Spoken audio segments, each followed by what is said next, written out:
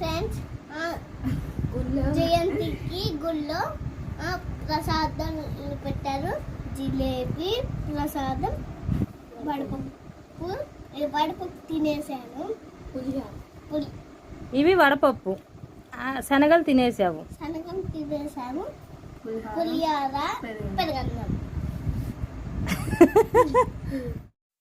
మొన్న హాలిడేస్లో హనుమాన్ జయంతి రోజు అశ్వత్ అయితే హనుమాన్ టెంపుల్కి వెళ్ళాడు. ఇక ఆ రోజు హనుమాన్ జయంతి కదా, ఆ ప్రసాదాలు పెట్టారు. మనకి యాక్చువల్గా ప్రసాదం అంటేనే చాలా టేస్టీగా ఉంటుంది.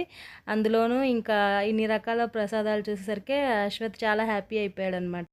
ఆ టైంకి అక్క వాళ్ళ విలేజ్లో ఉన్నాం కాబట్టి అక్కడ హనుమాన్ టెంపుల్కి అయితే వెళ్ళాడు అక్క వాళ్ళ పిల్లలతో. సో అక్కడ వెళ్ళేసి ఇంకా ప్రసాదాలు అవన్నీ తెచ్చేసుకున్నాడు అనమాట.